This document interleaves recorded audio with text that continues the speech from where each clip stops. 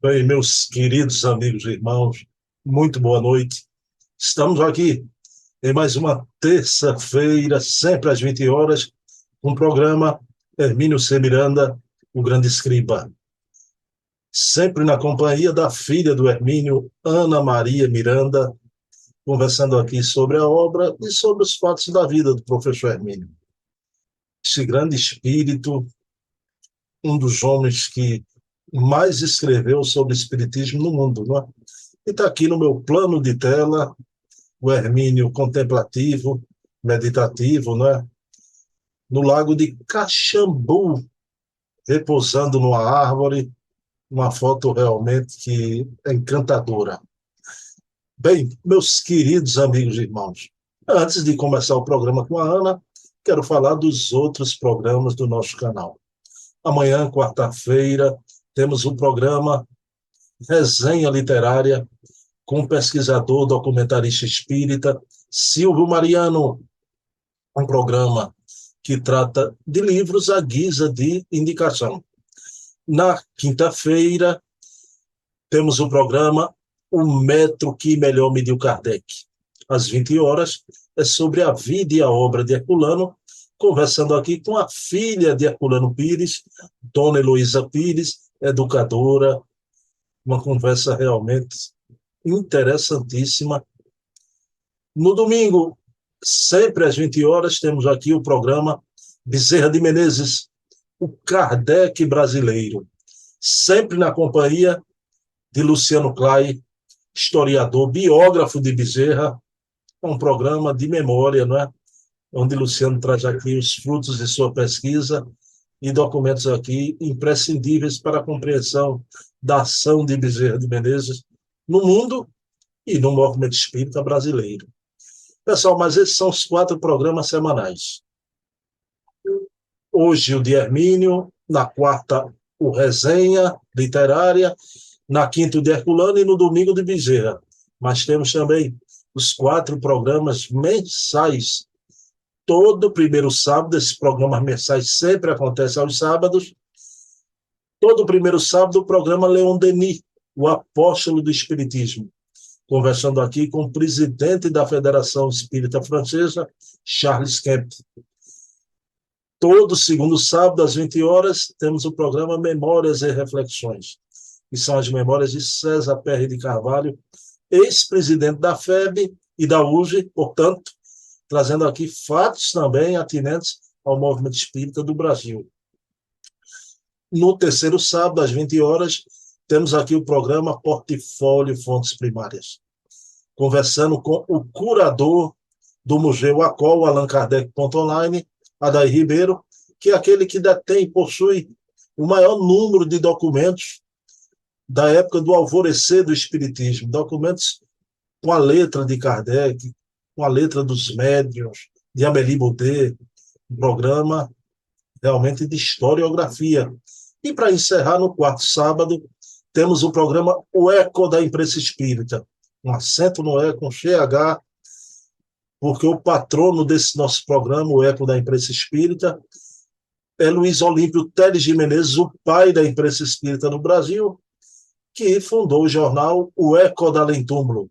Então, mantemos a grafia, o acento no E e o CH, e esse programa é sempre aos quartos sábados com Leonardo Marmo Moreira, articulista da revista Reformador e da revista O Consolador.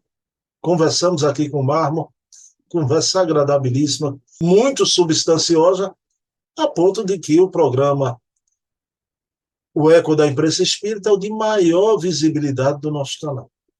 De maior visibilidade mesmo, longe, né? Então, sempre milhares de views, né? Caiu no gosto do pessoal. Pessoal, então é isso. Então, vamos iniciar o nosso programa de hoje elevando o pensamento a Deus. A Ana já está aqui juntinho de mim.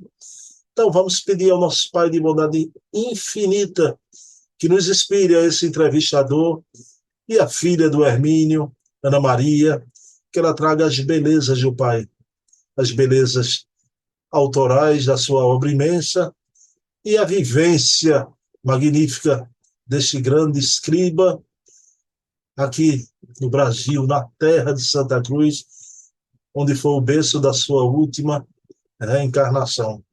Então, pedindo permissão a Jesus, a quem tudo devemos, iniciamos o programa da noite de hoje.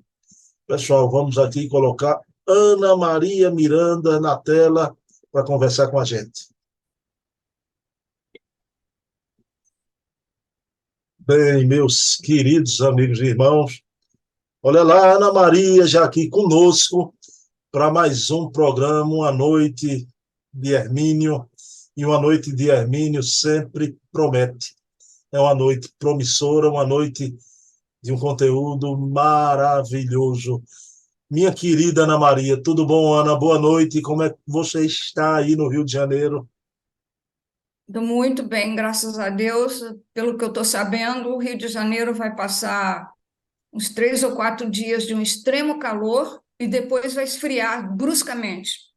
É o que estão falando. Hoje está um calor insuportável, ontem também, e parece que vai esfriar de repente. Ana Maria, veja bem, você gosta muito do pessoal dessa egregorazinha nossa que comenta no chat, né? Mas Oh, tem um pessoal que cascavilha, Ana, né? Eu fiquei impressionado com a moça, até aqui do Recife, viu, Ana? Ela parece é que mesmo? andou conversando com você. Ela é oradora espírita, né? O grau né, de pesquisa, de interesse com o Hermínio e com a filha do Hermínio. A Karina Mulatinho, no nosso programa, disse que foi cascavilhar lá, nossos filhos são espíritos. Quando eu vi, pessoal, vamos dar o parabéns à querida Ana Maria Miranda, filha do Hermínio, que em agosto está fazendo idade nova, então eu digo, meu Deus do céu, o pessoal está indo na obra do Hermínio, estão descobrindo até as datas, o natalício da querida Ana Maria. Está vendo aí Ó, esse as datas vídeo, pode Ana? descobrir, mas as minhas não, não pode não. Eu estou brincando. Foi a Karina, maravilhosa. Eu disse, mas como é que você descobriu isso? Ela disse, não, eu estou lendo aqui os nossos filhos, vi aqui a sua data de aniversário, é hoje. E brincou comigo. Realmente foi, dia 22. Eu fiz 80 anos. Entrei nos 80. Mas graças a Deus, com muita graça que eu dou a Deus por ter nascido do papai e da mamãe e ter essa vida maravilhosa que eu tive. Estou tendo, melhor dizendo, as peripécias de saúde que a gente tem, né? Mas isso faz parte. Mas sou muito grata a Deus e grata a Karina também. Eu vou acertar a conta com ela depois. Ana, que data linda, Ana, que data linda, né? 80 anos. Olha, e cabe muito bem em você aquele comentário que eu acho que é o maior elogio à mulher e ao passar do tempo, né? De Cora Coralina, grande poetisa Assim, lá de Goiás, quando ela diz, né, que a idade mais linda de uma mulher, diz ela, 50 anos. Mas essa idade, a mulher, quando fizer 50 anos, vive os 60, os 70, os 80, como se 50 tivera ainda, né? é Então, Ana, maravilhosa. então essa idade e você com essa juventude de espírito, com esse idealismo, com essa emoção no olhar, é uma coisa maravilhosa. Agora, me diga uma coisa, não vai ficar na zona de conforto, não. Estou falando Eu, atitudes, né? Que conversa é essa? Quer dizer que você é leonina, signo determinado, guerreiro, personalidade forte, e se for preciso, né? Mostra as garras, Ana Maria. assim, as pessoas muito chegadas a mim dizem isso, né? Que eu sou muito dominadora. É, assim, eu tento não ser, porque o leão é o rei da floresta, né? E eu gosto de tudo relacionado com 3 animais, é cavalo, cachorro e leão. Eu tenho paixão por esses três animais. E eu sou muito leonina. Eu sou o protótipo da leonina. Agora, eu sou do último dia do decanato de leão, que é o dia 22 de agosto. Né? Começa dia 23 de julho, começa o decanato de leão. E termina dia 22 de agosto. 23 de agosto, que é logo depois, já é virgem. Mas eu sou protótipo do leão. Protótipo. Eu tenho todas as características do leão, tudo. Ana, você, Graças a Deus. Eu adoro o signo, adoro. você colocou aí que é dominadora, né? Mas na espiritualidade, né? A gente está realizando um trabalho espiritual. Eu vou dar um depoimento aqui. Ana Maria é uma das pessoas que eu conheço com mais facilidade de chegar a um consenso, né? Ana Maria sempre soma, é muito parceira. Eu ainda não conhecia esse aspecto dominadora, graças a Deus. Maria, graças a Deus, viu, Ana? Não, Viu? mas não é dominadora por o mal, não. É dominadora quando eu quero. Assim, só mencionando, por exemplo, matéria de. Eu cuido do inventário do papai, né? Tem horas que eu tenho que tomar decisões que nem eu quero tomar, mas é preciso, entendeu? Então aí eu não tenho medo. Aí, eu acho que é isso que é o problema, eu não tenho medo. E esse Eu dominador, às vezes é protetora também, né? Gosta de dominar, mas pode ser proteger, proteger. protetora. É, Ana, agora tem um problema aí, viu? Você sabe que eu sou de uma família de jornalistas, né? Gosto muito de futebol. Você, o Leão aqui é o símbolo do arquirrival do meu clube de infância. O Esporte Clube do é, Recife é o Leão da Ilha. Aí eu já não gostei dessa, né, dessa sintonia aí com o Leão, mas vamos lá. Né? água e fogo. Meu signo é fogo. As cores são do amarelo até o marrom, vermelho. Eu adoro vermelho e as cores de leão, né? As cores do fogo e terra. Eu não gosto de negócio de água, muita água, não. Eu gosto de terra, plantas, flores, árvores, essas coisas. Mas São dos. quem amansou esse leão tá ali, olha, pacífico, tranquilo. Uh, Foi quem amansou esse leão aí, viu? Então, Coitadinho. Ele teve o maior problema para amansar, mas eu acho que ele não conseguiu, não, porque ele era tão doce, papai era tão carneirinho que eu acho que ele não conseguiu me amansar, não. Mas quem mandou, né? Eu nasci em agosto, paciência. E eu adoro meu signo, gosto muito. é, todos os signos têm os defeitos e as virtudes, né, Ana? A gente tem que Exatamente, investir nas virtudes, já, né? é verdade. Ana, querida, mas você falando do Hermínio, né? Coitadinho, será que amansou mesmo? Mas, Ana, aí eu falei da Karina, que foi lá vasculhar e nossos filhos são espíritos. Meu Aí Deus. vocês falando no pai amansando essa fera, né? Aí não cabe nem a Bela e a Fera, porque as duas coisas num protótipo só. É a Bela e a Fera ao mesmo tempo, Ana Maria Miranda. Não, Aí é um defeito de fabricação isso. A minha ferocidade é defeito de fabricação, não fui eu, não. me diga uma coisa, porque o autor de Nossos Filhos são Espíritos. O que Ana vai trazer aqui hoje, né? É de uma beleza, de uma preocupação, né? Sustos que esse velho escriba levou na vida. E eu vou falar de forma carinhosa. Tem gente que não gosta dessas expressões, já.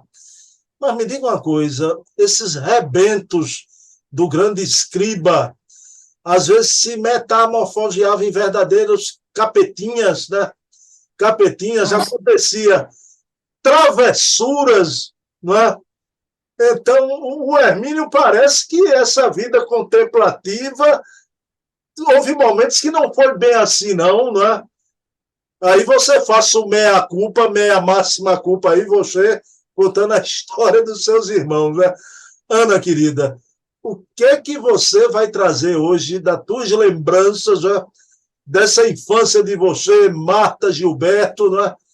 E que realmente mexeram com a emoção do velho escriba. É algo nesse sentido, e eu passo já a palavra para você rugir, pode rugir já. Não, eu gostaria de mostrar como o papai foi paizão em todos os sentidos, entendeu?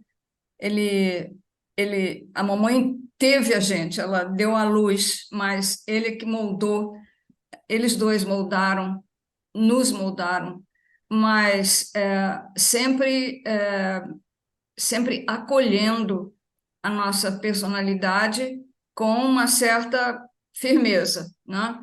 É, Nós nunca aprendemos a falar palavrão, uma coisa mais séria, de jeito nenhum. Nunca brigamos assim de nada, nunca vimos o papai falar alto ou discutir uma coisa.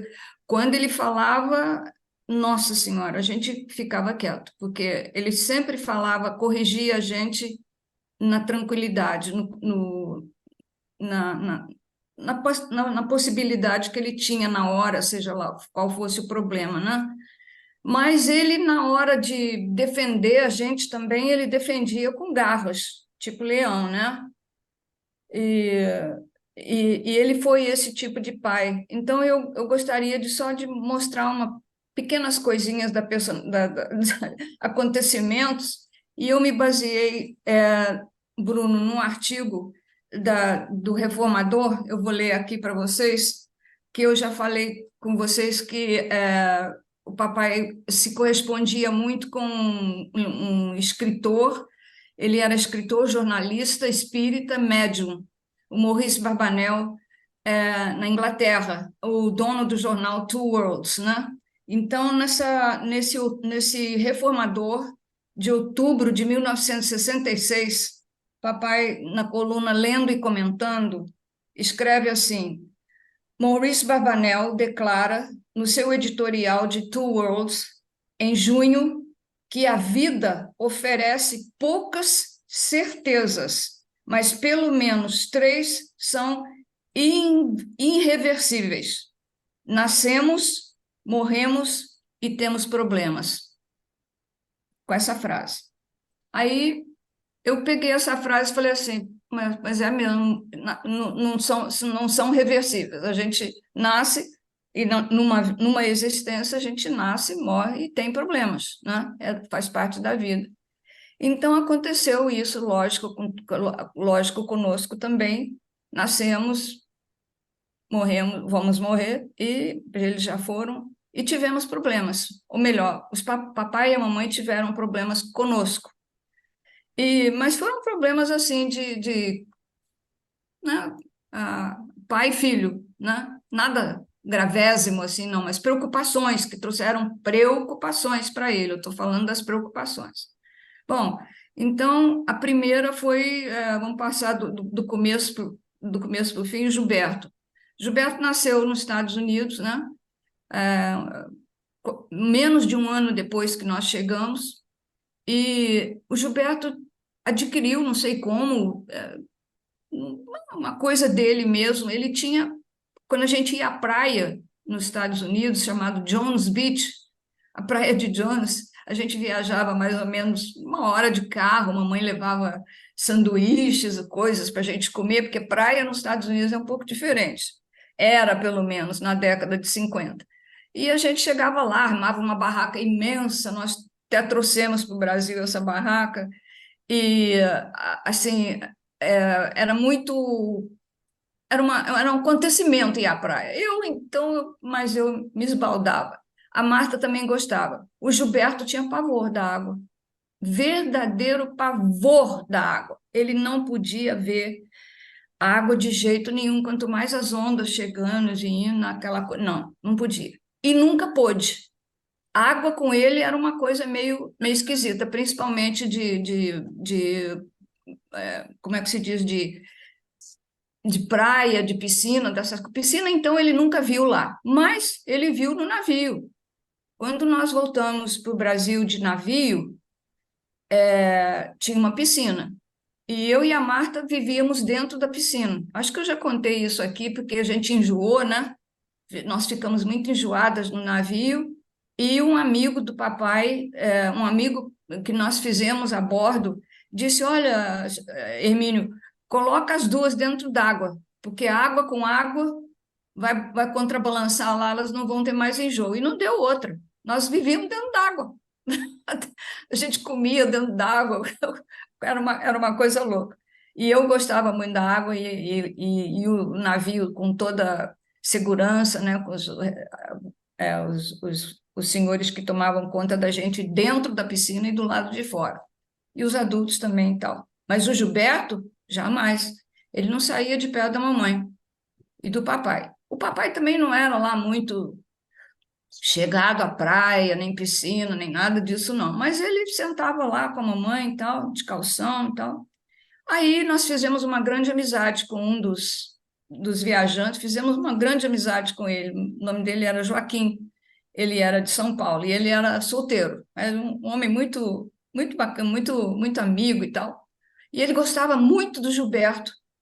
Teve até um desfile de modas no navio e o Gilberto se fantasiou de índio, sabe? E ele pegou o Gilberto no colo e desfilou com o Gilberto, vestidinho de índio. Se eu encontrar essa foto, eu vou mostrar um dia.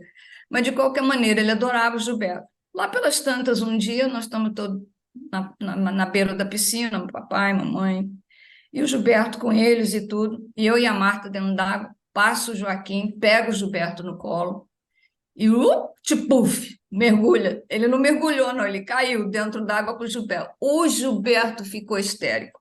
Ele começou a chorar, começou a gritar. Ah, para quê? O papai levantou, feito um bólido, feito um nossa, uma coisa medonha assim, mergulhou dentro d'água, pegou o Gilberto pelo colo. O Joaquim ficou apatetado, porque eu acho que ele não sabia.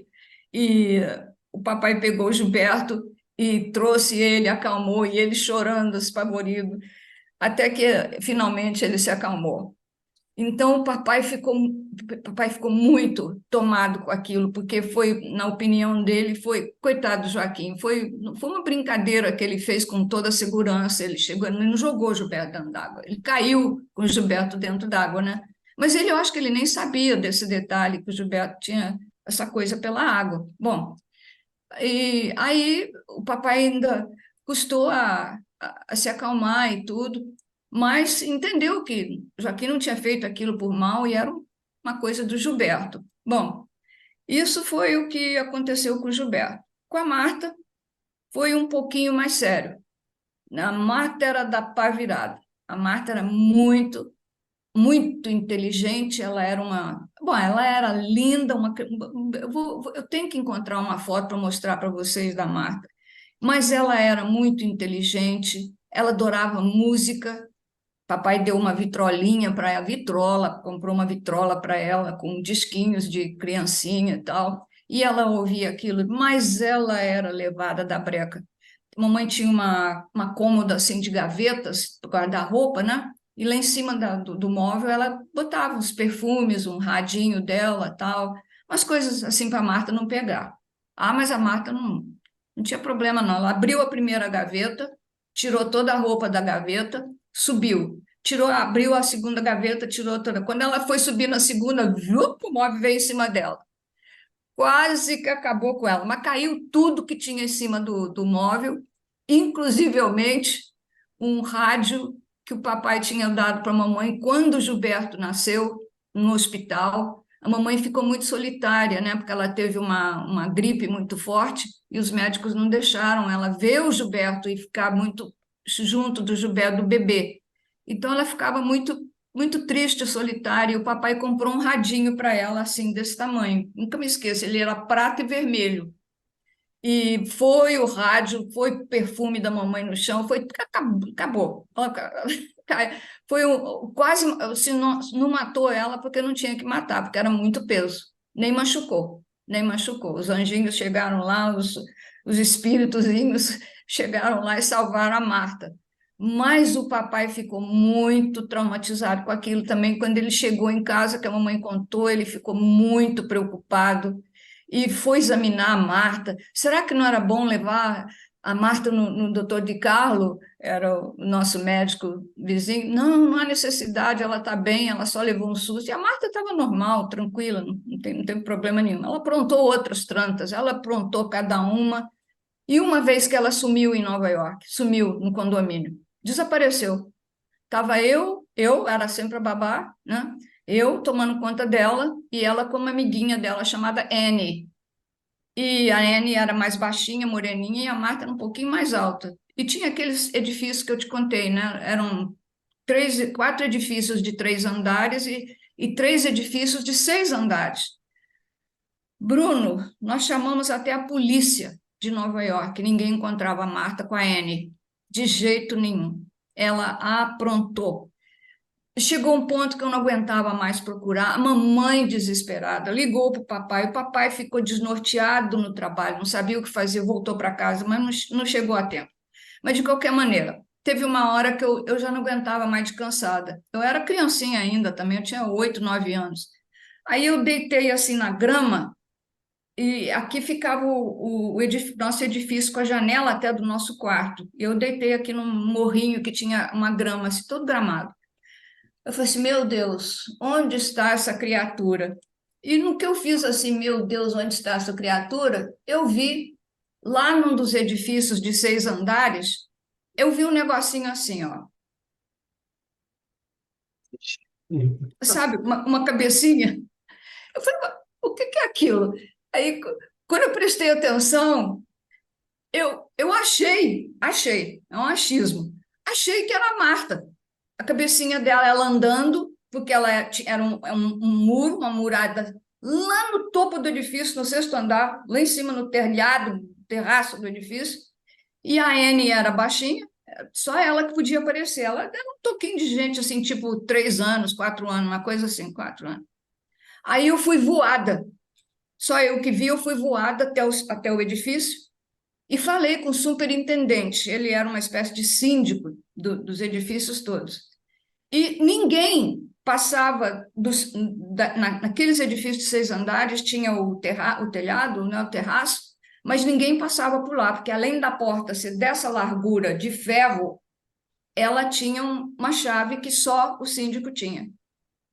Não se sabe até hoje como é que a Marta conseguiu passar por lá. Marta e a Anne entraram as duas, subiram lá no telhado do edifício, no telhado não, na parte de cima do edifício, e ficaram lá brincando as duas, andando, né? A Marta segurando a mão da Anne e, e o papai e a mamãe desesperados atrás dela. Finalmente, eu falei com o síndico, ele disse, não, Ana, não pode, não pode, não pode ter ninguém lá em cima. Eu disse, pode, por favor, só verifica. Aí ele foi lá e verificou o verificado, a verificação foi muito verdadeiramente verificada. E era a Marta. Marta e a Anne. Aí chegamos a chamar a polícia de Nova York, porque nós não tínhamos mais onde procurar. Mas graças a Deus, a Marta voltou sã e salva. Mas a segunda vez ela está no carro. Nós estamos no carro, os 5, mamãe e papai na frente, a Marta do lado de cá, o Gilberto no meio e eu na janela do lado de cá. Aí o papai estava parado num sinal, aqui era uma rodovia, uma espécie assim de né? Uma rodovia, os ônibus vinham de cá, e aqui nós paramos no sinal. Papai tinha que fazer uma curva assim para entrar na rua que ia dar lá na nosso apartamento. Aí quando abriu o sinal, ele era muito cuidadoso, nunca teve nenhum problema com o carro, papai, nunca bateu o carro, nada. Então ele saiu com o carro e no que ele foi fazer a curva, nossa amiga Marta deve ter dado uma cotovelada na porta, qualquer coisa dessa natureza, e a porta abriu e ela caiu na estrada e foi rolando. O papai ficou sem fôlego. Ele tem problema de coração, não é para menos, sabe? Não é para menos. Quando a mamãe viu a Marta rolando e eu também, que eu estava com a porta aberta, assim, né? Eu vi, foi aquele desespero, aquela coisa toda. Graças a Deus que o trânsito estava parado dos dois lados e nem que não tivesse, eles paravam, porque lá eles têm muito cuidado com criança, muito. aí é muito sério, né? Mas o papai saiu do carro feito um bólido, deixou a porta aberta, foi lá, pegou a Marta. Graças a Deus, a Marta não teve nenhum problema, não se machucou. É inacreditável contar isso, porque nós tivemos uma priminha aqui já no Brasil, morando aqui já no Rio de Janeiro. Aconteceu a mesma coisa com essa priminha e o ônibus passou em cima dela. Foi horrível, uma coisa medonha. E ela tinha 6 anos, a coisa mais linda do mundo. Mas, de qualquer maneira, com a Marta, os anjinhos seguraram ela lá. E essa foi a Marta. E comigo foi, digamos assim, mais dolorido, mas não menos sério. Papai com o Gilberto e com a Marta foi um caso deles, graças a Deus, não aconteceu nada, mas comigo aconteceu. Nós chegamos da rua, 5, e era a hora do jantar, ou do almoço, eu não me lembro, e eu tinha os meus 8 para 9 anos, eu já ajudava a mamãe a fazer compras e já ajudava a mamãe até na cozinha, descascando batata para ela, essas coisas, né? Ajudando a lavar uma loucinha assim e tal. E ela chegou e foi logo dar comidinha do Gilberto, que o Gilberto era bebê ainda, 2 anos. Ele tinha uma cadeirinha que ele sentava, né, de bebê, e ela sentada dando comidinha para ele. Mas ela já tinha ido na cozinha fazer alguma coisa lá. Daqui a pouco ela vira para mim e disse assim: Ana Maria, vai lá na cozinha e desliga a batata para mim. Ela tinha posto umas batatas para cozinhar. Vai lá e desliga o fogo da batata para mim. Só que eu sou leão, né? E aí é que eu sou dominadora. Aí eu fui lá, não me contentei de desligar o fogo da batata. Desliguei o fogo da batata e peguei a panela para botar em cima da pia. Ela só pediu para eu desligar o fogo da batata. Eu peguei a panela, e era uma panela relativamente grande, pesada para a minha idade, né? Mas peguei a panela de mau jeito e a água quente caiu toda em cima de mim, água fervendo. Olha, até hoje eu acho engraçado isso. Foi terrível. Olha, eu dei um grito, papai quase, papai quase teve um infarte, porque eu era uma criança ainda, minha pele era muito macia, né? Não essa grossura que é hoje, não. Era muito macia aqui na barriga, né? Daqui para baixo. E daqui para baixo eu era desse tamaninho assim, né? Então, aquela água quente, quando bateu, fervendo, quando a água bateu, Bruno, inacreditável. Eu olhei assim, eu gritava, né? Eu olhei assim para baixo, a minha pele dobrava e caía sozinha. Uma coisa incrível. O papai ficou desesperado, mas a mamãe, pelo amor de Deus, eu só pedi para você desligar. Eu falei, não, mas eu queria tirar a casca da batata. Não, mas eu só... E aquela história, e o papai desesperado. Aí a mamãe disse assim, ele falou assim, eu vou levar ela no doutor de Carlo. A mamãe falou assim, vai, leva ela correndo no doutor de Carlo. E eu chorando, muito, a queimadura muito forte, né? Aí chegamos no doutor de Carlo, que era logo no outro edifício pegado com o nosso, né? Quando eu cheguei lá, ele falou: o que que houve, menina? Olha, Ana Maria derrubou uma panela de água fervendo na barriga. Ele falou: pelo amor de Deus. Aí ele conversou comigo, ele disse: olha, ele era um amor de criatura, italiano ele. Ele chegou, conversou, falou para o papai: Hermínio, você se acalma primeiro, mas deixa eu conversar com ela. Ana Maria, olha aqui. Vai doer um pouquinho, tá? Porque queimadura dói. Agora eu vou passar uma pomadinha, um remedinho aqui, e estava no verão. E eu vou enrolar você num pano. Ele falou o nome de gaze, não sei nem como é que é gaze em inglês, gauze, uma coisa assim. De qualquer maneira, eu vou enrolar você e você vai ficar com esse curativo aqui durante 15 dias. Não pode molhar, o banho sua mãe vai ter que dar em você, paninho com sabão e tudo mais. Não pode molhar aqui, não pode tirar. E tem mais um problema, que atrás eu vou botar o pano em volta de você, a gás enrolado com remédio amarelo. Nunca me esqueço um remédio, uma pomada amarela que ele botou. E o papai desesperado. E eu vou enrolar você nessa gaze. E e o esparadrapo vai prender nas suas costas, porque eu tenho que prender nas suas costas, que é para o curativo não cair, né? Aí ele falou com o papai. Eu não entendi, mas ele falou com o papai: Hermínio, o problema vai ser na hora de tirar a gás. Falou assim para o papai. Só depois de velha que eu fui entender a situação. Bom, aí ele passou a tal pomada amarela, bastante pomada, que é assim em mim, não pode molhar. Tadadá, tadadá. Eu falei, coitada da mamãe, né? Ainda teve que me dar banho de paninho e tudo durante 15 dias. E um calor, lá nos Estados Unidos, quando faz calor em julho e agosto, é de lascar. Tem onda de calor lá, tem gente morrendo lá, né? Julho e agosto. Bom, aí chegou o dia de tirar o curativo. O papai chegou em casa, que ele não.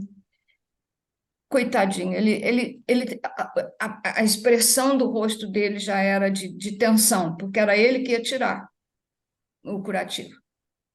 Aí ele chegou para mim, a mamãe falou assim: Emílio, deixa eu te ajudar. Ele disse: Não, deixa que eu cuido, você cuida da Marta e do Gilberto. Aí ela ficou com a Marta e com o Gilberto, e ele falou: Minha filha, vem cá. Me pegou, foi para o banheiro, sentou no vaso sanitário, papai. Ficou da minha alturinha, assim, mais ou menos, né? A cabeça dele. Ele falou assim: Minha filha, olha aqui, eu vou ter que tirar essa gaze agora, tá? E o esparadrapo está preso na sua pele, nas costas. Então, eu vou te perguntar, eu quero que você me responda, que você resolva. Era assim que ele conversava com a gente, entendeu? Eu quero que você resolva. Você quer que eu vá tirando de pouquinho em pouquinho o esparadrapo, que era mais ou menos um pedaço desse tamanho, que descia pelas minhas costas, de esparadrapo colado nas costas. Aí ele falou assim: eu posso passar um óleozinho com algodão e ir tirando um pouquinho esse esparadrapo, de pouquinho em pouquinho. Cada vez que eu puxar, vai doer um pouquinho, tá? Ou você quer que eu puxe ele assim de repente? Aí eu virei para ele e disse assim: puxa de repente, na lata. Resolvi que eu queria que ele puxasse. Ele falou: não, puxar de repente? Eu falei: você puxa de repente, porque. Mas assim, de pouquinho em pouquinho vai doer muitas vezes, né? Eu falei com ele, ele disse: vai doer muitas vezes. Mas ele ficou. Eu tô arrepiada só de me lembrar da cara dele. Ele estava com os olhos marejados, de imaginar o que eu ia passar, né? Mas era um susto só, né? Aquilo era. Para mim seria só um susto, para ele foi um terremoto, né? Aí ele falou assim: então você quer que tire tudo de uma vez? Eu falei: eu quero que tire tudo de uma vez. Ele falou assim: então vira de costas para mim. Aí eu virei de costas. Aí ele pegou a ponta do esparadrapo, uh, e fez assim: tchim! Nossa! Eu, fi- me deu até uma dor no estômago. O susto e o puxão, né, do esparadrapo na pele, mas foi uma vez só. E eu nem chorei, eu só fiquei assustada com o impacto do puxão, né, que ele deu, lógico. Mas ele ficou atormentado, coitadinho. E o resto do dia, ele ficou assim, o resto da noite, ele ficou sentado sem ter ação. Tá doendo, minha filha? Eu falei: não, já passou, já agora não tem mais nada. E graças a Deus eu pude tirar aquela coisa que ficou aqui em mim, né? E estava muito calor, e graças a Deus a pele tinha recuperado, não fiquei nem com mancha, nem nada, marca, nem nada. Eu tive alguns acidentes desse tipo, aquela da garrafa que tirou um pedaço do meu braço também, né? Mas graças a Deus, depois disso, as preocupações que ele teve, os aborrecimentos que ele teve conosco já não foram dessa natureza, né? Foram da idade, do crescimento, da evolução. Mas foi isso. Ele foi assim o pai, sabe? O pai. Ele sofria com a gente, celebrava com a gente.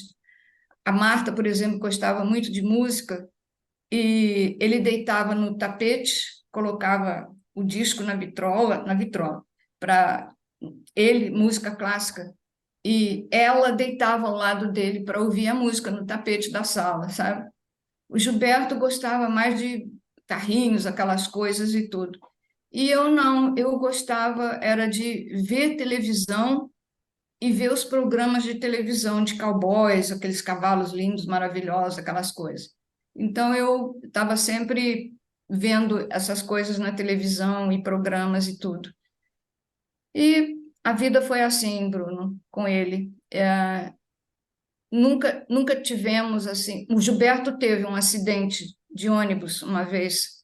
Ele ia para um lugar, um sítio do colégio. Todos os alunos do colégio iam nesse ônibus para esse lugar que era do Colégio Santo Inácio, onde ele estudava, fazer uma reunião lá. E o ônibus teve um acidente e parece que, não sei, não me lembro mais se caiu dentro de um buraco, mas graças a Deus não chegou a machucá-lo. Mas ele também saiu da companhia varado quando a mamãe soube e foi tentar ver o que tinha acontecido com o Gilberto. Graças a Deus não foi nada sério também. Mas assim, ele era a pessoa mais presente. Eu acredito que todo pai é assim, entende? Eu só posso falar do meu pai. E ele era essa pessoa, só que ele sofria. Parecia que estava arrancando o esparadrapo das costas dele. E na época, eu até percebia isso. Não vou dizer, eu entendia, não. Eu percebia a tristeza dele quando ele fazia essas coisas. Então, eu sou eternamente grata a ele por tudo que ele olhou por nós, por tudo que ele fez por nós. Fomos uma família, assim, muito feliz do ponto de vista de carinho, e ele não era uma pessoa assim muito fisicamente carinhosa, sabe? Ele não era assim de pegar a gente e abraçar, não, ele era a ternura dele é que entrava na gente assim como, sabe, um alimento, uma água benta, uma coisa assim, entende? Ele era esse tipo de pai que conversava, que explicava as coisas para a gente. Oh, isso é assim, assim, assado. Ele explicava como é que era a televisão, como é que era o disco, onde é que estava a música, mas cadê o músico? Está lá dentro do disco, Marta. Assim, ele explicava tudo para Marta, sabe? E assim foi a nossa infância. Demos uns sustos lá, bem dados nele, mas coitadinho, sobreviveu. Mas é isso aí, Bruno. Ana Nossa vidinha Maria lá. Miranda. Olha, a mais dolorosa história realmente foi a sua, a da queimadura. Dolorosa foi. Mas eu me colocando do ponto de vista do Hermínio e de Dona Inês, né? Eu fui pai de duas meninas também. As situações da Marta foram desesperadoras. Ana, você de longe vendo aquela cabecinha lá naquele prédio, pelo amor de Deus. Eu falei, o que é aquilo? No sexto andar, eu estava deitada na grama, eu estava no solo. Olha como Deus é onipotente. Para mim fazer, porque Especial. eram três edifícios de 6 andares. E eu deitei de forma que eu fiquei virada para o último. Tinha dois do lado de cá. E, de repente, eu olho lá para cima e vejo aquilo, eu saí varada, voada, falar com o síndico. E aí, Mr. Kisling, o nome dele, ele falou: não, Ana, mas não, ela não consegue abrir a porta é de ferro e era contra o fogo, né? Não passava fogo. Se alguém botasse fogo lá, não passava pela porta, que a porta era antifogo também, né? Nossa Senhora, foi horrível, horrível. E ela caiu do carro, pelo amor de Deus. E ela uma vez caiu também da carroça do leiteiro, que naquela época o leite vinha com o cavalo, a carrocinha, né, com o burrinho, e a gente levava 1 litro de leite, assim, vazio, né, e ele abria a torneirinha lá e botava o leite, e aí ela subiu no pneu, ela subiu no pneu da carrocinha.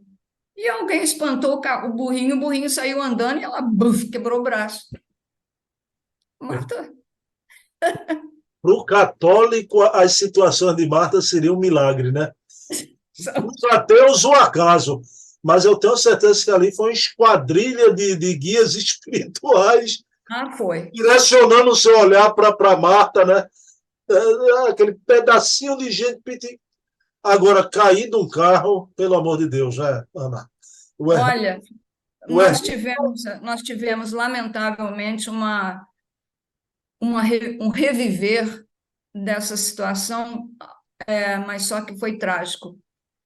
Mas nossa, foi uma coisa que a família nunca mais esqueceu com a nossa priminha de 6 anos. E foi trágico mesmo, muito triste. E são as coisas que o Barbanel fala. É a vida, a morte e os problemas que não podem ser evitados. são momentos da vida também, não é? São, E a são. gente enfrenta. E o Hermínio, o autor de Nossos Filhos São Espíritos, podia ter contado isso também na obra, viu, Hermínio? Acho que eu acho que a dor dele, por exemplo, de arrancar o esparadrapo das minhas costas, ficou no íntimo dele o resto da vida. Porque eu era muito pequenininha, eu tinha 8 anos, e a pele da criança é muito macia, né? Imagina derrubar uma panela de água fervendo. Nossa Senhora. Uh, Ana mas Maria Miranda. Então, aqui agora eu acho que o Hermínio passou o resto da vida contemplativo, agradecendo a Deus, né, por esses momentos que ele viveu. Olha, obrigado, Senhor. Né? Eu acho que ele ainda se lembra aí em Caxambu, né, nesse momento aí no Lago de Caxambu. Ana querida, e aproveitando essa imagem do Hermínio aí no Lago de Caxambu, vou pedir para você fazer a prece. tá, então tem um pedido a te fazer, tá, Bruno? Aproveitando essa foto aí do papai no Lago de Caxambu e assim essa paz, essa tranquilidade dele, que era ele mesmo, graças a Deus, era o que ele gostava. Eu encontrei uma poesia que ele escreveu, papai escreveu, e deve ter sido aí, se não foi aí, foi muito perto daí, do outro lado do lago, onde ele ficava naquelas árvores, sentado lá com a bengalinha dele, naquele banquinho do geyser, né? Ou ali, ou em algum lugar onde ele ficasse em silêncio. E, um sabiá pousou numa árvore perto lá de onde ele estava. Então, ele escreveu essa poesia aqui, que vai ser a minha prece. Chama-se O Canto do Sabiá, O Cântico do Sabiá. Canta teu canto de paz, quero ouvi-lo. Canta como só tu sabes fazê-lo. A nota pura do teu peito sobe, mensageira fiel da minha prece. Leva às alturas o meu canto mudo. Para que palavras, se já dizes tudo? Se falas com Deus diretamente, na doce língua universal do amor, transmite ao Pai nosso que está no céu essa inarticulada gratidão que tão pungente sinto no meu ser, sem saber expressá-la como tu. Vede as aves do céu, disse Jesus, e tantos lírios pelo vasto campo, poetisas elas, espalhando cantos, cobertos eles de fulgentes mantos. Soberano e poeta, fala por mim, alado cantor, fala Deus de mim, pois na ambição da glória me perdi, descendo passo a passo a trilha escura, que em pranto subirei de volta à luz.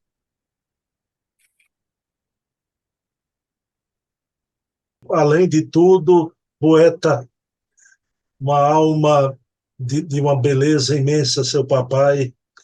Bom, é com poesia que encerramos, prece e poesia, que encerramos esse programa de hoje. Semana que vem estaremos aqui, eu e Ana Maria, trazendo essas belezas de Hermínio, né? Como sempre. Ana Maria Miranda, um abração. Vamos ficar com o Sabiá. Viu? E cuidado com as batatas, viu? Cuidado com as batatas, pelo amor de Deus. Viu? Com 80 anos, eu preciso tomar com muito cuidado com as batatas. Bom, como dizia Machado de Assis, ao vencedor as batatas, né? Isso. Então, beijo, Ana. Até semana que vem. Beijo. Boa noite a todos.